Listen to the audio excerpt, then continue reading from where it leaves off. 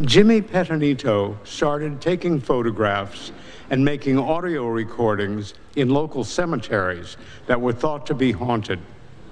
In 1992, Jimmy shared his research with Ed and Lorraine Warren, two of the most outstanding and most respected paranormal researchers in the world.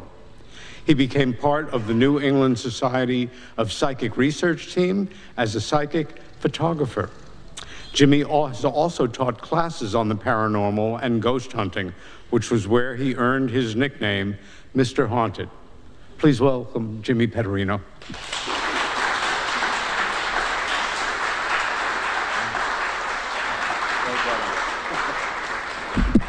Thank you, Peter, and happy birthday, Peter.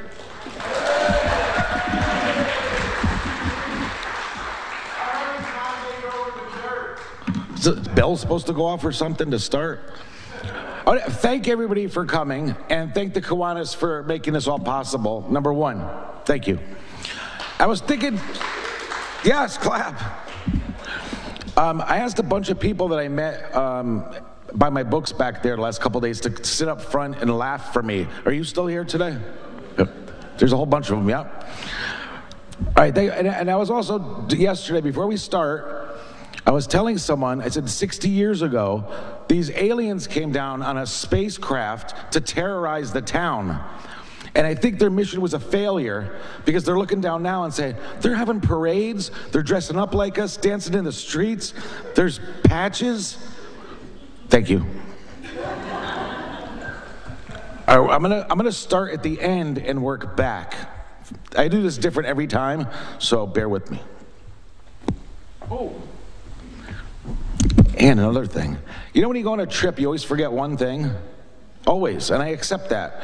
I forgot, or I can't find, Susan, my PowerPoint drive, but I always have a backup. And I also forgot my belt. So thank you to UFO Fred, who came yesterday from Maine to bring me a belt.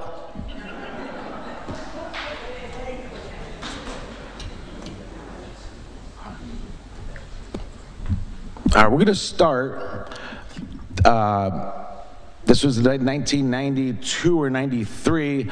I was already an investigator with Ed and Lorraine Warren's group. And we had meetings every Monday.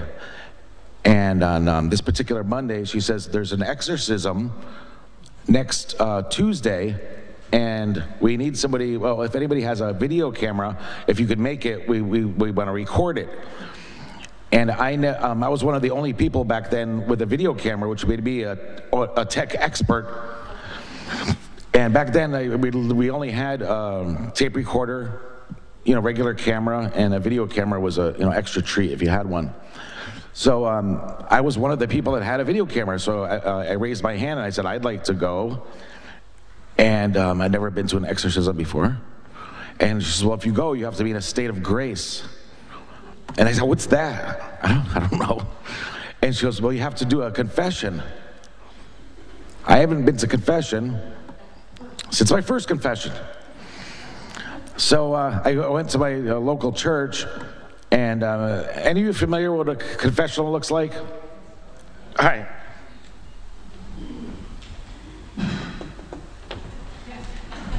That's me kneeling in the little, and if those of you who aren't familiar, the confessional is this booth that you kneel in, and you look through this little screen at the priest on the other side, and you're supposed to have anonymity. They really are not supposed to know who you are through the screen. And so I said, forgive me, Father. It's been, how many years since my last confession? I did this and that. I stole my neighbor's hamburger or whatever. And he said, well, why now? Why after all this time? Why are you coming today? I said, well, I have an exorcism tomorrow. So this guy, I said, I'm behind a curtain and a screen, and he came around the corner, pulled me by my arm out of the booth, sat me down at a table, and wanted to hear all about it. So I got off light. I think I only had to do 2 Hail Marys for like 10 years of sinning. But this is how it all started. This is like my final This is the ending, and I'm going to go back to the beginning now for you. You carry the microphone if you want. I can't. I don't know how to take it. I'm too stupid.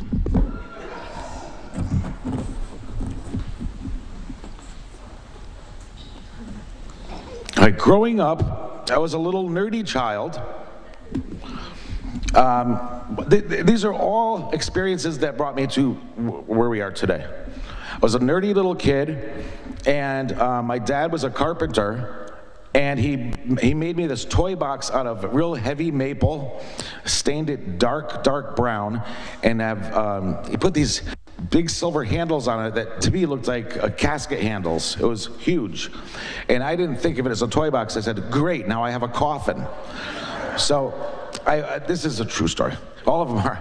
But I had a cape, a Dracula cape, I still do. And I should have worn it. And I had fangs. And some nights I'd sleep in my toy box as a coffin with my arms crossed like this. And I actually had vials of cranberry juice in the refrigerator, about this big. That was my blood. And I'd creep down in the morning, and my poor parents, I'd creep down in the morning and take a sip of my cranberry juice and go back up to my lair. And my dad came, he used to check on you before he went to bed. And one night he came in and he said, Jimmy, where are you? See, that's my dad right there. And I creaked my coffin open. I'm like, here I am. And he says, Jimmy, get the F out of that toy box. And that's that story. Oh, there's more. Flintstones was a big influence to me. I didn't realize until I started trying to prepare for a presentation. As a child, I was, much like you, interested in ghosts, UFOs, mysteries, magic, hypnosis, everything weird. And as I said, my dad worked very hard, and this was about 5 or 6 o'clock in the afternoon. He worked very hard that day, and I remember he took off his shoes and laid down on the couch. He goes, I was going to close my eyes for a few minutes before dinner. So I was watching the Flintstones. Does anybody remember the Flintstones episode where they have it was Mesmo? He was a hypnotist. Thank you. Anyways, this magnificent Mesmo was on TV hypnotizing people in the audience. So Fred and Barney were hypnotizing themselves. I said, wow, this really works, So, that's the TV show I was watching. And there's a whole reason I do a presentation like this that I'll tell you later. It's very sad. But anyways, there's my dad resting right here. And as you can see, if you see my fingers, it's hard to see up close, but I'm doing like magic fingers like this. And on Flintstones, they merely said, you are a chicken, you are a chicken, you are a chicken. And then Barney would hop up on the table being a chicken. So I figured, because you're a kid, you believe it, it's real, right? So I whispered into my dad's ear, and it did magic fingers, said, you are a chicken, you are a chicken. Jimmy, get the F out of my face. It's another poor dad. Now, my father soon left after these incidents. You could laugh at that. So my mom was single, and she was having a gentleman over for dinner who never met him before. And she said, no, this was, it was 6 or 7 o'clock, I remember, because I was listening to, I'll tell you after. I was listening to a Mets game on the radio up in my room. That's the next slide. But anyway, my mom said to me, she said, I'm dressed like a vampire, I'm a little nerd, I'm an embarrassment. She says, Jimmy, stay up in your room, I'm having company over, and don't come down. She didn't say it to be me, she was just telling me to show some privacy. Okay. So, Jimmy, we need to talk. And then see, this is the actual kitchen. I worked hard on this. Thank you. So as I was upstairs in my bedroom, this is an actual artist depiction of my actual bedroom, right down to the radio. So I was always reading comic books. So I was this is the exact position I was laying in. I was reading a comic book that I think fell off somewhere, but there was a comic book here. I was reading a comic book, listening to a Mets game on the radio, because we only had an AM radio at that time in my room, and it was only one station that really came in. But I was reading a comic book, listening to that in the background. It wasn't a scary atmosphere. I wasn't scared. I was just having a good time. And the radio had only 2 dials on it. It had this one right here was the, and then another one on the side was the volume. So I'm reading my comic book, and I could hear the radio changing stations, flipping by different stations. And even as a kid, I said, oh, that must be some kind of interference or something's wrong. And then I kept doing it, going up and down the dial, you hear a song, you hear somebody Mets game, and what's going on here? So then I looked up, and I could actually see this dial right here moving back and forth like this. So I got scared. So then, but I said, I'm more scared of my mother. So I said, oh, what do I do? So I really didn't know what to do. But then something, I don't know what it is, see my legs were up like this. Something threw my legs down on the bed really hard. That scared me, and I ran downstairs. Oh boy. Ran downstairs. Ma, there's a ghost in my room. This is in front of her new boyfriend. Ma, there's a ghost in my room. It changed my radio stations. It threw my legs down. There's a ghost in my room. She says, Jimmy, get back up in bed. There's no such thing as ghosts. So poor Jimmy had to go back up. My house was not haunted. I'd never say it was haunted, but it was this one incident that, coupled with a few other things that happened, started my interest in all this stuff. Let's see what's next. It's new to me too. Oh, hey, we're here at a UFO conference, right? My first UFO, I don't know what it is, but it's a UFO to me. Did anybody ever watch Kolchak the Night Stalker? Yes, my people. I had to watch Kolchak the Night Stalker it was a Friday night back then. And there was one particular Friday where my mother says we're going to visit her friend, Joan. We lived in Hampton, Connecticut at the time, and her friend lived in East Haven, Connecticut. And this was, if anybody's familiar with Connecticut, whatever, they used to call it the Q Bridge. Now it's a different name. But we're traveling across the Q Bridge, and I told her, I said, I can't miss Kolchak. It was, what am I gonna do? I can't, she can't leave me home alone. I was a kid. So she said, I'll tell you what, we used to have a radio that you could get you used to get ABC and CBS on, like just the audio. So she goes, how about you bring the radio and you could at least listen to it on the way back? So I said, all right, I could deal with that. So this is how I knew what year it was and everything. So we were driving down the Q Bridge, which I don't know, was maybe like 100 feet above the water. And we're driving like in this direction. It wasn't really Danny and Sandy from Greece. It was me and my mom.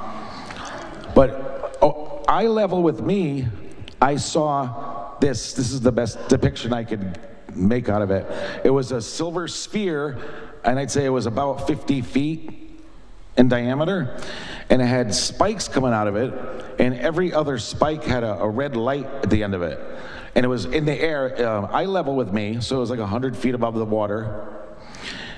And I'm just looking at it like I was confused. I don't know what that is. I still don't know what it is.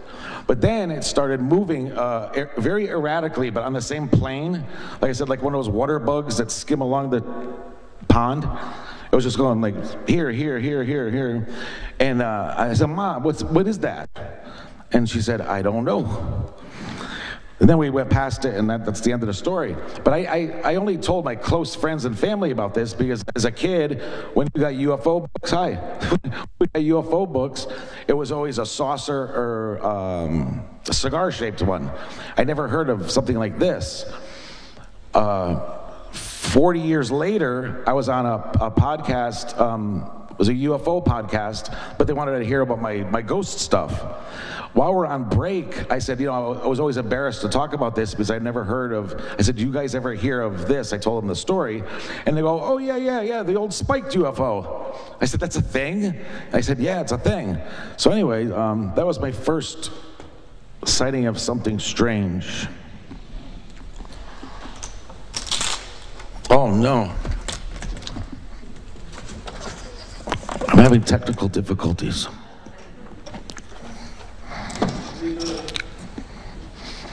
I'm going to skip that one. Let's go to this one. I said, I got a treat for you guys. As a child, I tried to get any UFO or ghost books I could, and back in those days, it was very, it wasn't like it is now, where there's 100 books back there on our tables. When the little book fair came around, you grab any kind of UFO ghost book you could, and I always told the story this was from a book fair, but apparently I was wrong. I'll show you why. I got this book when I was 11 years old. It's the same book. I found it. It's the actual book that little Jimmy was reading. And the thing it's called Real Ghosts by Daniel Cohen. It's a bunch of haunted places around the world. And the picture that really amazed me was the Brown Lady of Raynham Hall. Right here. Is anybody not familiar with the Brown Lady of Raynham Hall? All right. So in 1936, a photographer was taking pictures of the architecture of this manor in Norfolk, England. And after the pictures were developed, they captured this image on the staircase. And you can look this up on your phones later, whatever. I think it's an amazing picture. But people say it looks like a woman. And coincidentally, this manor is coincidentally haunted by this woman, Dorothy Walpole, who used to live there, and I remember that she got sick or something. They used to keep her in a room kind of secluded by herself, and might have mistreated her. But this is supposedly the ghost of Dorothy Walpole right here. So this fascinated me, and they called it a psychic photograph. And I said, at that time, at 11 years old, I don't want to be a doctor, lawyer. I said, I want to be a psychic photographer. But anyway, the funny part about this story is, I got this book. I went to Sleeping Giant Junior High School. Did anybody ever hear of that? I just realized only a couple years ago, my school was named after an urban legend. Sleeping Giant was a mountain range, right? We could see from our house that it looks like it's miles long, but it looks like a man laying down. And the story was that he used to terrorize the Native Americans and townspeople back in the olden days, and they made this big feast of wine and food so they want them to fall asleep because they were scared of him. That's the story anyway. And they say that he fell asleep, and he's still sleeping now. And of course, all the trees grew over him, and they're waiting for him to wake up still. But it's kind of cool. He went to a school named after urban legend. But then I saw this actually has a library card mark thing. And I remember back in the olden days, you get the stamp. And this was from 1977. And it says date due, and in 11-year-old handwriting, I wrote never.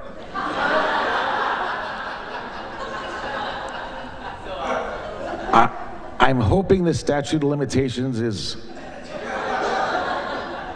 I'm still waiting for them to come get me. But I forgot to tell the priest that's sin. Let's see what... All right, let's see what's next. Oh, we're talking about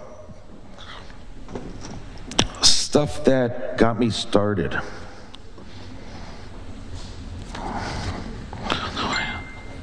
How about this one?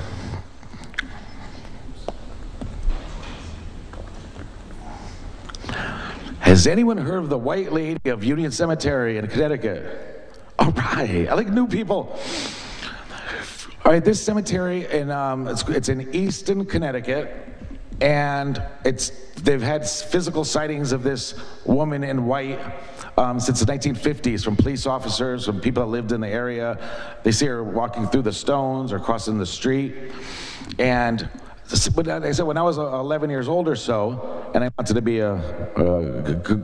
take pictures of ghosts, that just didn't seem to, it didn't happen. I didn't know where to go on a bicycle to find a haunted place.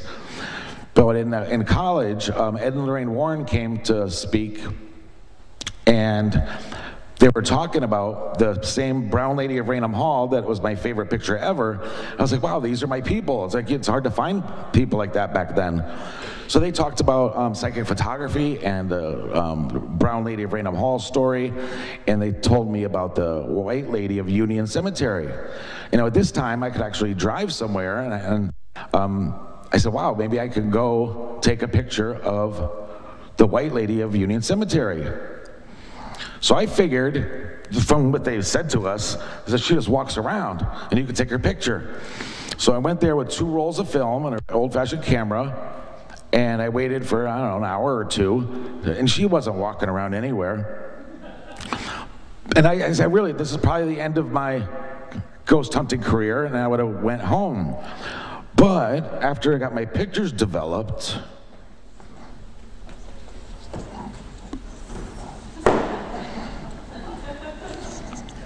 I got some mysterious shapes and figures on there, and not all of them, like maybe 2 or 3. And it wasn't, it wasn't like the little orb thing or a little light. I mean, it looked like people, but they weren't there, silhouettes. They were white figures. And what's cool is, like I said, I saw the Warrens in college. They were talking about this stuff, and then, actually, I'll get to that. Well, there's only a few left. So, we're talking about the Warrens. So after I got these, I became curious, and I kept going back. This is before children, when you had all the time in the world. I work nights, so it's only about a 40-minute drive for me. So I would go 3 or 4 times a week and take a roll of film. And I eventually created a whole photo album that I called my ghost pictures. And if they weren't good enough, if they weren't dramatic enough, I'd actually used to throw them out. I wish I didn't do that now. But I had some good ones. Anyways, the cool thing about it is a couple years later, I was and it was a very popular spot on a Friday night. There might be 20 to 30 people there standing outside the gates taking pictures in the cemetery. And became friendly with the police officers in the area. They'd come check in on us. And remember Badge 12, I forget his name, but he goes, if you ever get in trouble, just say Badge 12 says you're okay. And one day he says, hey, let me see what's your latest pictures. So he was, I put my album on the back of my car trunk, and he was flipping through the pictures. I was like, wow, these are cool. And then this woman came over, her name was Debbie, and she said, some of these really good pictures. I said, I work with Ed and Lorraine Warren. She goes, they would love to see these pictures. We have meetings on Monday nights, and why don't you come by Monday night? So I was like, okay. So then I went up with my friend Rick, who, the whole way up, he's like, don't give him your pictures. Because back then, remember National Enquirer would give you $1 million for a 3-legged horse or something? And I thought these were like millions of dollars. So he goes, whatever you do, don't give them your pictures. So I got up there, and Lorraine said, oh, you must be Jim. We heard you were coming. And she was so nice. She goes, oh, these are great. Can we have these, honey? Okay. I just gave them. I had copies. I have negatives. But still, I gave her all my pictures. And what was cool was I went from watching them in college to 2 years later, they'd come to my college again, and they'd actually call me up on stage to talk about the pictures they used in their presentation that were mine now. So that was kind of fun. I thought I had a couple. I do have. I want to go to a couple more UFO things since we're at a UFO conference. This was my favorite sighting. And this was it was either 1977 or 1978. And again, my father moved away, and he'd pick us up on the weekends. And this is, right here, this is anybody, I'm not local. Is anybody familiar with Route 1 in East Haven, Brantford, Connecticut? Anyways, it's a 4-lane highway, it's a busy road, and we're driving, I know the exact spot, but we're driving down the road, and we looked up ahead, and every car was stopped. It looked like a drive-in movie. It was so weird, a 4-lane highway, every car is stopped. And then we, what's going on? So we pull over, and then everybody's getting out of their cars, they're just looking up in the sky. And it was during the day also, I just used the blackboard here. But, I mean, Captain America wasn't there. It was just pictures I used. And then of course, there was the tree line, was right here, and right above the tree line, and I was upset because I always wanted to see a flying saucer. That's what I wanted to see, and I saw the spiked thing, and now I'm seeing the cigar-shaped one. It had these crazy lights on it that I can't even duplicate because it was, you know, the last scene of Close Encounters of the Third Kind with the brilliant one that comes down? It was like that. I can't even duplicate it, but it was like that, and it was long cigar-shaped, dull silver, no sound, and everybody was out of their cars. It was just cruising across the tops of the tree line, and it got to a certain point down the road, and then zoomed almost straight up into the air, and I don't know where it went, into space somewhere. So when we got back to my dad's house, we're 5 minutes away, my dad called the police department. And he explained what we saw, and they go, yep, that was a blimp.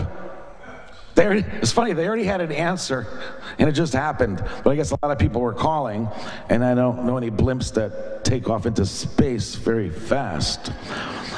But this one, like I said, there was no internet back then, and I'm still meeting people now that saw the same thing back then.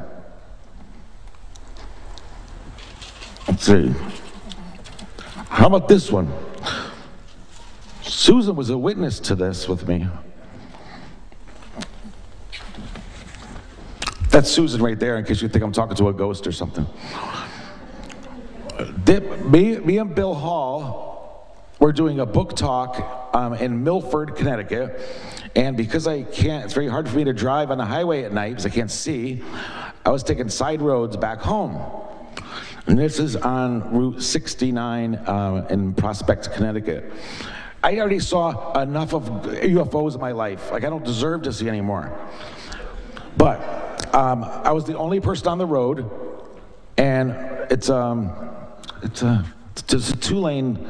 It's more of a secluded area of Connecticut, a lot of woods and stuff. But I was going up a slight incline, and about a mile up the road at the apex of the hill, I could see these 4 green lights slowly going across the sky. And I know nowadays people are, they have drones up in the air and stuff. But then I started thinking about it. I'm like, if I see it and it's this big, how big is it a mile ahead? It got to be huge.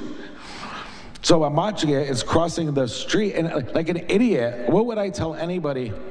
What would you tell all your friends if they saw something while they were driving? Get out of the car and take pictures. And Susan, what do I do? I'm taking pictures through my windshield while I'm driving like this, trying to hope that I get something. Because I was worried it would scoot away so fast I wouldn't be able to get it. But if I could do it again, I would get out and try to take a picture. But what was weird was it was 4 green, almost like diamond-looking lights that were, this was the formation. I didn't know if it was 4 separate things or one piece, but it went from here across there and then went into the woods. I don't know what happened to it. But I stopped the car immediately and called my friends Susan and Fred and told them immediately, while it was fresh in my head, every detail, what time it was, what road I'm on, where I am on the road, what I saw, how big, the color, everything. And like I said, I always think nowadays everything's fake and AI, or everybody says it's a drone or it's this and that. So that for the next week, I kept looking on the internet for green UFOs, whatever. So about a week later, I found somebody in Massachusetts posted a video of the same thing in Massachusetts somewhere that it looked exactly like the one I saw. So maybe it traveled up here or something too, but whatever that was. And then, I don't even have a slide for this. This is the saddest thing ever. My mom had a neighbor who was our neighbor my whole life growing up. She's since moved. And my mother invited her to a picnic last summer. And she said to my mom, she goes, "Ann, do you remember that UFO that was over our house in 1970? Oh, what year was it? 1982? And my mom says, "No, I don't remember any UFO." And she goes, "Yeah." She goes, it was at night, and we were watching TV with the parents, and the whole house lit up from whatever. So they went outside to see what it was, and she says it was this black triangle with pink lights at the edge that were sitting above our houses for 8 minutes. 8 minutes it sat there, and then this is a nice tie-in. She was, sat there for 8 minutes and then flew across over the highway and went over Sleeping Giant Mountain.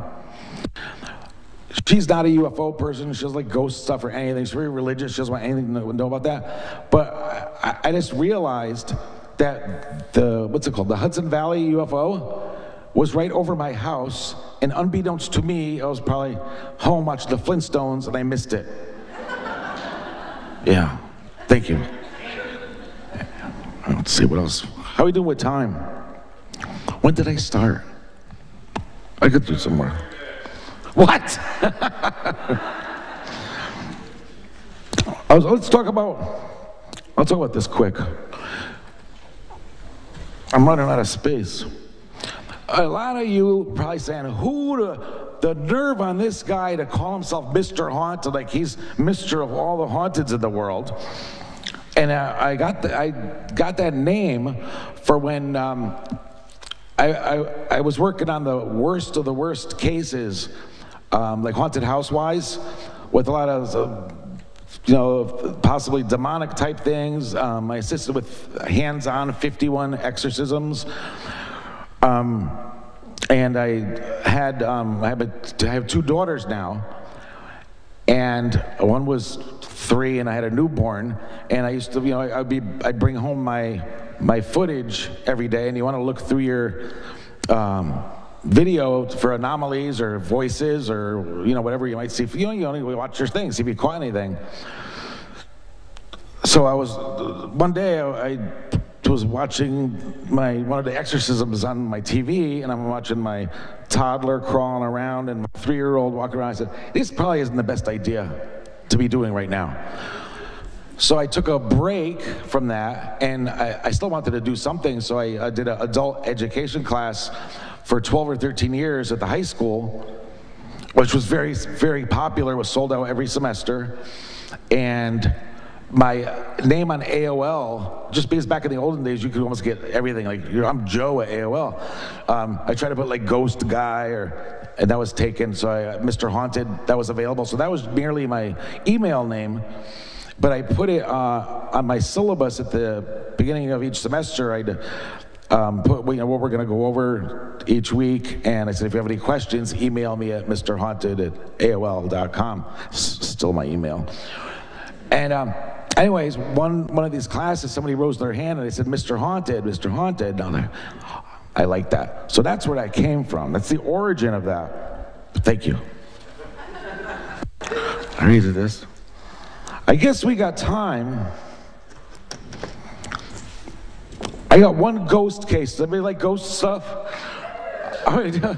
He's not talking about ghosts. I would tell you about one case that was very interesting.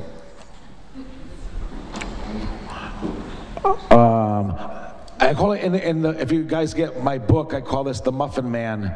I changed the name, it sounds creepier. But this is the strange case of the missing muffins. And this was interesting because this was the, like I said, we went to meetings / classes with Ed and Lorraine, and they didn't immediately send you to a haunted house. No, you were there for a while before you started going to houses, and when you did, it was always with a group, with people with more experience, or with them. And the first time Lorraine ever called me up to go on a case, she goes, hey, we have a case in Waterbury, Connecticut, where the woman won't even go back in the house until someone gets there. So she was basically saying, this is your first case to go yourself. So me and my friend Rick Clark, and I don't even know how we found Waterbury. Now that we didn't have phones back then, but we got to this place in Waterbury, Connecticut. All we knew was there's a woman there who will not go back in the house until we get there, and she's crying on our front stairs. So when we got there, maybe an hour later, she was sitting on the front stairs with her head in her hands, crying. And I knew I had water. I need a sip of water.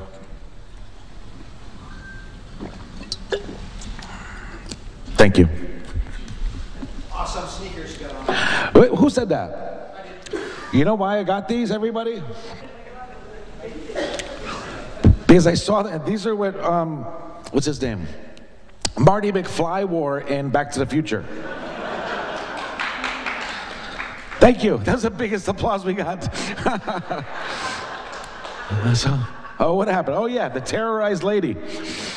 So this poor woman, she was, I think she was about 22 years old. She had a boyfriend. He worked nights, and she had a 3-year-old son. And they lived on the top floor. It was the 2nd or 3rd floor of this 3-family house. It's all in the book, all the details.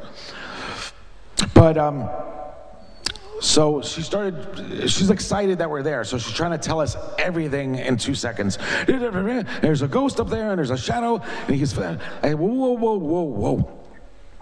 I said, let's go upstairs. I said, I want to record this on video and audio, and we'll start from day one, what's happening. So we go up the stairs, there's 2 flights, and we get to the door, and we're jiggling the door, the door won't open. It's not locked because you can move the knob and it moves a little bit, but it just won't open. So my friend Rick did the old, you see the police movies, how they barge in with their shoulder? He did that, and an exercise bike, one of those old exercise bikes, stationary ones, went flying across the living room about 8 feet. And now she starts, she's hysterical. She goes, that exercise bike was across the room when I came down here. So if she's telling the truth, somehow that exercise bike slid across the room and, jammed the doorknob. So we're always skeptical. You're like, well, she could have just done that, So then I said, let's look at the back door first. She's on the 2nd or 3rd floor. So we went over to the 2nd. I said, let me see her back door. She's like, what, you think I'm lying? I was like, well, we got to check, So we go to her back door. And I know this is probably against every code in the world, but there was a fire. I don't know how recent it was, but they had the back door nailed off until they could fix it, I guess, because it was a fire. So there was no way that she could have propped the bike up against that doorknob and went out the back way and made up that story. So I'm kind of curious now. So we sit her down. We're getting her story. Tell us a story from the day when what happened, with the first things you noticed. And she goes, well, I keep seeing the shadow man. And as a matter of fact, when we're talking to her, she would stop talking and point. Don't you see it? It's right there. We don't see anything. She keeps doing this, and now we're looking at each other like she's making up stuff, So she says, okay, what else happens? She goes, my 3-year-old comes out of his room bruised, and he'll say that, I forget the kid's name. She goes, a little boy named whatever beats me, but he's my friend. Like, we play together, but sometimes he beats me up. And Bobby, I think his name was. She goes, Bobby beat me up. So then she goes, another time, she checked on her son every night because of weird things happening. And she went in there to check on him, and she goes, every toy that was in his closet and that was in his toy box was piled on top of him. And if you think about it, it doesn't sound like much, but how can you do that to yourself? Like, it was just stacked, from head to toe. It's kind of weird. And then stacking actually became a thing in this house. That's where I got the name Muffins. She said she'd bake cookies, and then after she'd bake them to cool off, she'd put them on top of the refrigerator on a plate, and then she'd push them to the back of the refrigerator. Because even though the kid was 3, there might be a way he could finagle his way up there to take a cookie or whatever. So they go shopping or whatever, and she come back home and go to get the cookies, and there's none there. There's empty. And her boyfriend was working the whole time. Unless somebody broke in and stole cookies, we don't know what happened to them. So this is like days later. She was getting the vacuum out of the closet, and she found all the cookies that were missing stacked in the corner of the closet. It's kind of weird. And another time, she had some friends over there playing cards in the kitchen, and her son was playing in the living room, which is right next door. And the little kid came in like trembling, like she was genuinely scared of something, and he wouldn't even talk. And she's like, "What's the matter?" And he wouldn't talk. He would just point, she kept pointing. So she followed where he was going, and he was pointing behind the couch in the living room. And apparently another day she made muffins that were missing. So the stack of muffins was on the back of the couch. So that's why I started calling the Muffin Man, which is creepy. What else happened in this house? Some stuff. Oh, the sneakers. The sneakers. Not these. The little boy had, and actually I have them, I don't have them with me, but the little boy had the LA Gear sneakers that lit up on the heels when you walk. And now since this time, her mother now joined us that lives somewhere else, the woman's mother. Now we're all around the table telling stories. And so the mother was telling us that she'd come and stay with her daughter a lot because I said the boyfriend worked nights and the girl was scared at home with the child in the house. And so he said, "Did you witness anything?" And she says, "Yeah." She goes, "I've seen those sneakers blinking when they're just, sitting on the ground. They blink back and forth." And she goes, "They mocked me. It seems like they were mocking me because when I look away, they wouldn't blink, and out of the corner of my eye, I'd see a little thing." So I said, "Well, I said maybe the battery's going dead or there's vibrations or." She goes, "No, you don't understand. I saw them physically walk across the boy's bedroom at night, lit up, without feet in them." So of course I said, "Can I have them?" Like, yes, I do have them. What else? So we're back to the shadow. We don't know whether to believe it or not, but it was still our job, especially back then. All we do is observe and report. So we'd get the audio of the interview, the video, and then we'd write up a report of our story of how we stayed overnight and every hour if anything happened, whatever. Oh, another good thing is me and the girl were in. I never heard this before in my life. We're in the hallway talking together, and we heard, hey, you. Like that. Like it was so creepy because when you see something, you could blame your eyes or a shadow or, you could kind of explain it sometimes. So we both shook our head like, "What was that?" And she goes, "What did you hear?" I said, "I heard, hey, you." And she goes, "I heard, hey," like right in our face. Like there's no, it was really scary to hear a voice out of nowhere. So this is our first case by ourselves. So now she keeps saying, she sees the shadow pointing here and there. So she goes, "Okay, the shadow just went into our bedroom." So So I really don't believe her about the shadow man. So like an idiot, I left my regular camera and my video camera in the dining room where we were interviewing her. So me, Rick, and the woman walked into the bedroom, and she was there, don't you see it? And like, yes, we do. There's a shadow man standing a foot in from that one wall and a foot from the back wall, and it was just like a man's build, slender. It was just kind of standing there. What do we do now? I said, this is our first case. We thought every case was going to be like this. We're hearing voices and ghosts. We're going to see them. But I even looked at Rick. I said, well, should I go get my camera, my video camera? Imagine getting this on camera. Like, no, I've never seen this before on video. Should I go back and get my video camera? Or you just kind of want to enjoy it because I may never see something like this again. What do I do? So Rick had the great idea. He goes, let's go try to touch it.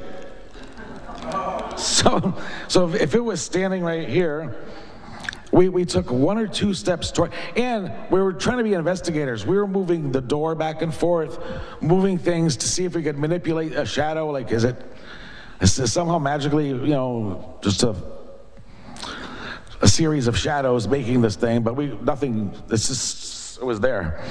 So we took a couple steps towards it, and the thing turned like this, and took a step and went into the wall, which led to a hallway.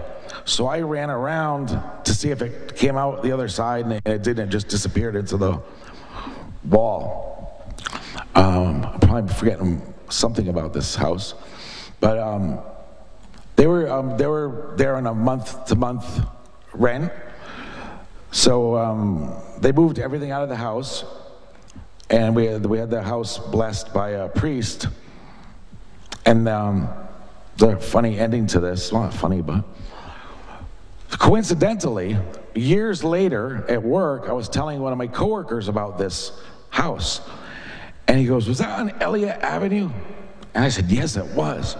He goes, I was dating the girl on the first floor at that time. And she was saying, those damn Ghostbusters that keep me awake all night running back and forth. That was me. And I said, wow. I said, it was a few years later. And I said, what would be really cool if you could, I said, if she could ask the people on the second floor if they had anything happen in their house. Is it continuing? Is there new tenants there? So he said, he'll ask her. So he got back to me, and he goes, well, he says, there's a single guy living there, and he keeps his cigarettes in the refrigerator. I guess keeps them fresh, I don't know. But he keeps his packs of cigarettes in the refrigerator, and they keep disappearing. And I said, check in the closet and in back of the couch. Thank you. Thank you.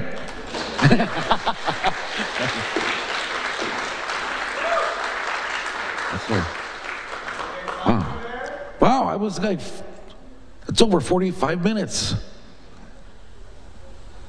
I don't know. Any questions? Did they find the cigarette? No, they didn't get back to me on that. How about right here? Did you ever get video of the shadow man? No. And I said, if I went back and got the camera, I always kick myself what I've missed, I at least experienced the movement of it and stuff, but imagine getting that. Everybody would say it's fake anyway. What was that? Oh.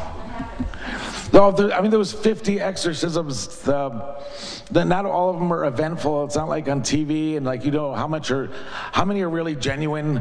Oh, if you want to hear I don't want to bore you with well, let's bore you. What else are we gonna do? Does anybody remember the show Primetime Live on ABC?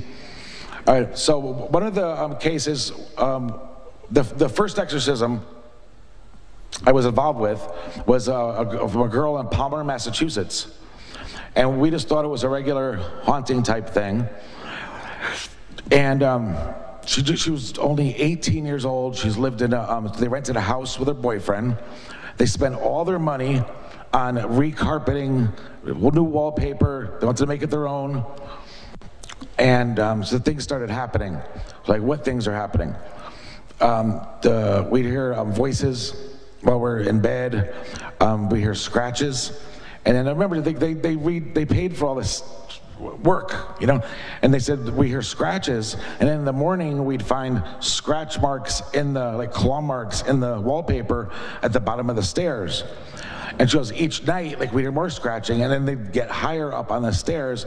And now the scratches are next to our bedroom. So she was worried, where's it gonna go next? You know? So that's when she started getting scared. When we went to interview them, her parents were there for that.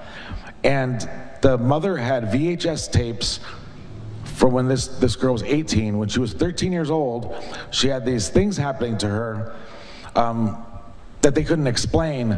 There's video of her, she's laying in bed, crying, screaming, and something's twisting her arm in the air, back and forth like this, enough that broke bones in her hands and wrist.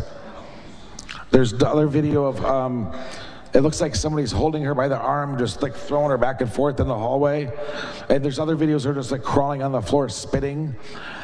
And they weren't thinking paranormal. They were thinking there's something wrong with her. So I remember back then they said they spent $20,000, which was probably like $1 million now, on specialists trying to figure out what's wrong with her. They couldn't find anything wrong with her. And all these events stopped as soon as they stopped as soon as they started. It was about a year that all this stuff happened, and then she didn't have any more stuff happen. So the woman was saying, do you think this could be related? I'm like, we don't know. So we went to Bishop McKenna, who is the priest who helped us most of the time, and he said, I'm willing to do an exorcism if they're okay with it. So we went up there, and luckily, as a lot of people say when they're involved with exorcisms, they don't record them. But you know how important it is to record something like that, especially if you have somebody restrained and you don't know what could happen during one of these things. And it's good for documentation and on liability reasons. But anyway, we went up there and she said, I don't think anything's gonna happen to me. I don't feel like, that I'm possessed or anything. So I luckily recorded this, and about 5 minutes into the thing, she started, kind of getting restless in the chair, and then the priest, and there were restraints that were, you're free to move, but they're, you're like kind of tie them to the chair, so the ankles and wrists, and the one across the waist. She started getting a little antsy in the chair, and she looked up, started screaming, and her eyes changed to blue, which her eyes aren't blue. She was screaming, and every time he threw the holy water at her, she screamed, like, wow, we didn't expect this, nobody expected this.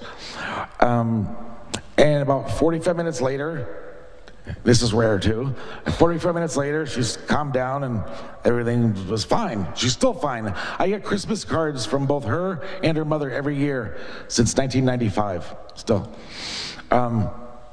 Anyway, this was back in 95. The internet was very new, websites and stuff. So this is another group I was working with.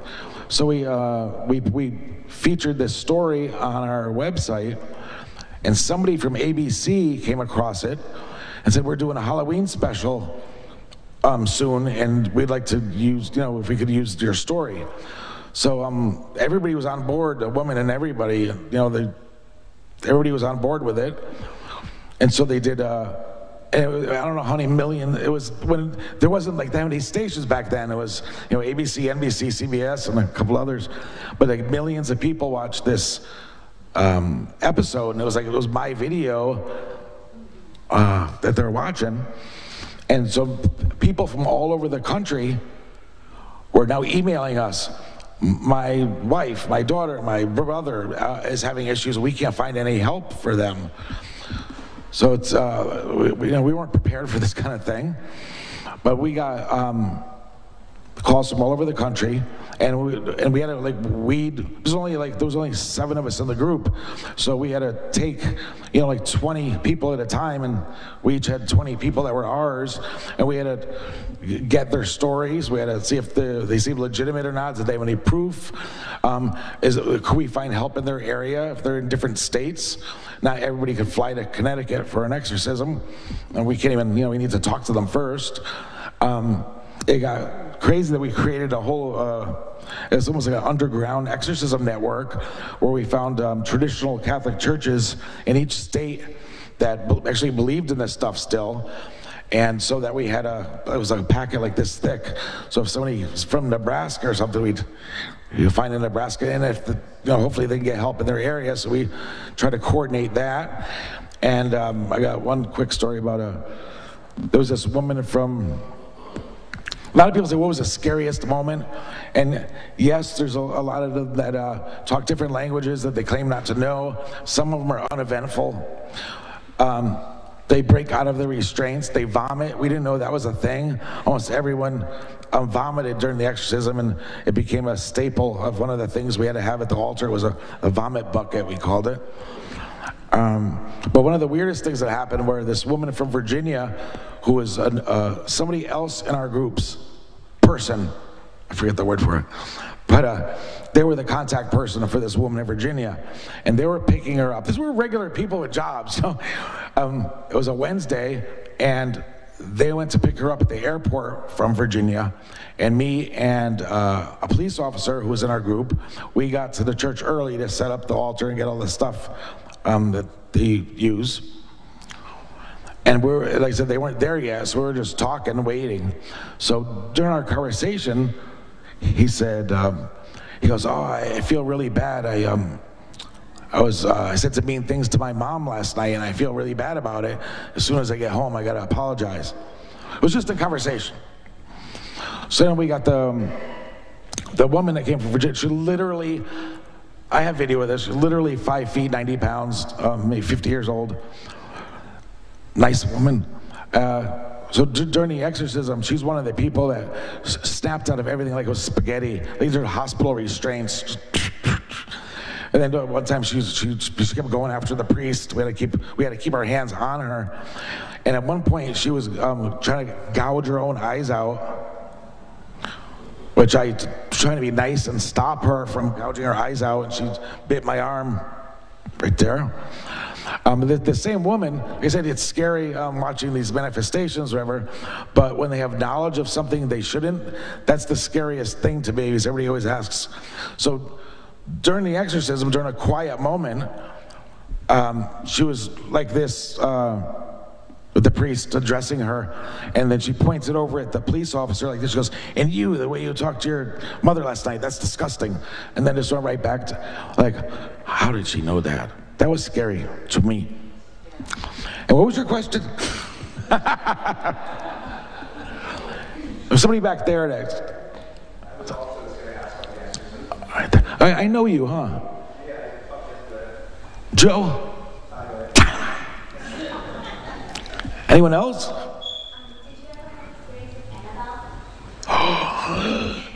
Annabelle.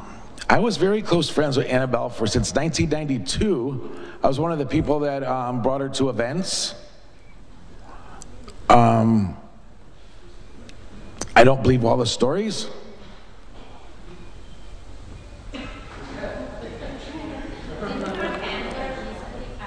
Yep, July of this year.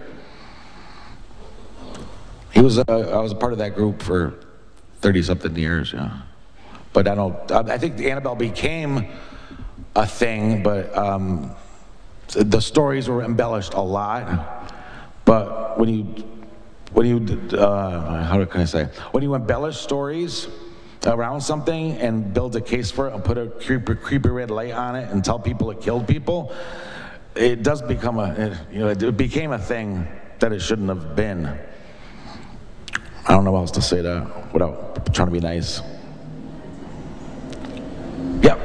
I just wanted to ask, what was the name of that book that you had when you were 11 again? Real Ghost by Daniel Cohen. Everybody get a copy. Daniel doesn't know we're talking. We speak your name, Daniel. Question. So I hear a lot about people saying that you hear knocking. There are a number of mine hears 3 knocks, weird hours. There's no one there. It's a very common thing. And I recently watched this show about this woman who made a pact with a friend who was passing, and said, "I want you to come."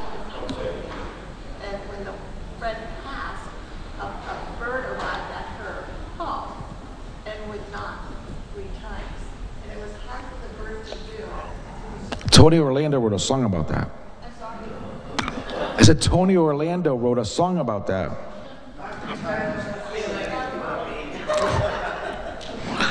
No, but it's very, birds and knocks are very common. Yeah, but she says 3 times, it keeps coming back and it keeps doing it. I was saying hi. I mean, I've seen birds crash into my patio doors. You know, I don't know that on purpose, but we know where You know, I have the same kind of stories. I can't explain them. July 4th, it was the 4th of July. My daughter's birthday is 4th of July. We were at my mother's for a combination birthday party, 4th of July picnic. Driving home, my kids like going through the old cemeteries and stuff. So we stopped on the side of the road and we were just walking around. And we saw this dragonfly. I have this on YouTube. It's on my YouTube channel. This dragonfly, it was a stick coming out of the ground like this high near a gravestone. Maybe it was an old flagpole, but it was just a stick now. And this dragonfly was sitting on top of the pole, the stick. I said, "Isn't that weird? Like he just stays there. Like you walk right around, he wouldn't move." So we got real close to it, and it flew all around the whole cemetery and came right back on that stick. So I said, "That's weird." It was just weird. So now we're looking at I have this proof on YouTube. Not that it means anything, but it was kind of weird. We look at the person's stone, and they died or were born on July 4th, 18 whatever. It was their birthday. Yeah, it was their birthday. And this dragonfly wouldn't leave their stone. I thought it's kind of cool. I can't explain it, but Some people do attract dragonflies. I know people that. raccoons like me. If anybody knows, they come in my house. I didn't ask them to. They slide down Anyone? So, a few days ago, in Otisfield, Maine, I received this text, and it's a reliable text from a very respected friend of mine. And it's only a few sentences long, if I may read it. Very early this morning, around 4 a.m., my husband Kenny witnessed a technological wonder that sent chills up his spine. He was sitting drinking his coffee on the back porch when the sky illuminated, and he says that a series of bright white lights came over the tree line in a straight line formation without sound. He says there were probably 15 to 20 of them. He says they were just hovering, no sound. He ran in to grab his phone to record them, and as he tried, they, one by one, just went out. Did anyone else see this? This is in Portsville, Maine. That's a good question for anybody in the area. That's a good question for anybody in the area. And Otisfield is probably, it's near Bridgeton, Maine, up there. So not, it's up near Bridgeton. We work from Bridgeton, and so Otisfield is probably maybe 20 minutes from Bridgeton, up in Harrisburg. if anybody in here would know what those I'm not an expert on there's so many things in the sky now, but if you search, especially if it just happened, search every day to see UFOs over whatever or lights over whatever, you'll probably find a string of people that saw similar things and maybe get an answer.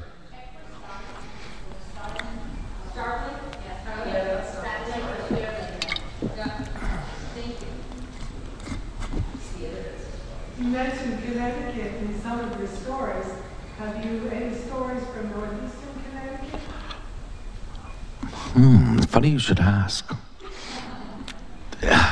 I'll make this short. Is anybody like cryptids here? It's a cryptid story, but it's a quick one. It's in my next book. That's not even a quarter of the way done yet. But there was this amazing dogman story up in is Ashford or Ashland? Are you familiar with that area? Have you heard this story? There's what's another town right near there? There's a hospital up there somewhere in the northeast corner. Putnam, thank you. There was you win. Come see me for a sticker later. There's a ambulance. This is a first-hand account. 2 ambulance drivers that worked out of Hartford were driving up to Putnam for a call, emergency call. They were 20 minutes away from their destination, driving through Ashford. They're driving through Ashford, and they got called off the call. Somebody closer was able to take the emergency, so they're going to drive back. Except the ambulance driver or the passenger, one of the 2 workers, one of them said, "Hey, this is my old neighborhood." He was they were trying to find their way, back to the main Route 44. They said, "Did you hear? Is a Pumpkin Patch Road or something? There's some road up there, but I think it's Pumpkin Patch Road, or it's like I want to live there." That he said, "Let's go down this road because I used to live around here. It's a shortcut to get to Route 44 to get back home." So they said, as they're turning around, they see this werewolf. They described it. They didn't know, they never heard of Dogman before. Right next to the woods, they came out of the woods. Long story short, they're just kind of staring at it, taking it in, and things like 7 feet tall, and as they and this only took a 30 second incident, but this is all the stuff that happened in the 30 seconds. They saw this thing come out of the woods. And then they had to do like a turn to get out of there. And then the whole time they were turning and everything, they have, in the ambulance, they have these cameras on the sides, on the top, and on the passenger compartment. And I guess they flash by on a little screen they have in there. So the driver, the passenger was watching it the whole time, but the driver was watching the cameras. And he said while they were leaving, one was in the back running after them. And they said another one, they were so tall because the ambulance is so high up, and it had been like 7-8 feet tall, the thing. One was racing on the passenger side of the vehicle, and he told his friend afterwards, because his friend was looking the other way. He goes, "If you stuck your hand out the window, you could have shooken hands with this thing. Was that close to?" And the thing was trying to get into the passenger door, the patient compartment. They said the compartment locks itself when you start driving or whatever. But that's the only story I know about. That whole corner is creepy, though. I want to go up there. Thank you. How long ago was that? I have it. It's written at home. It's within the last 10 years. We'll keep our eyes open. Thank you. Thank you. Go have lunch.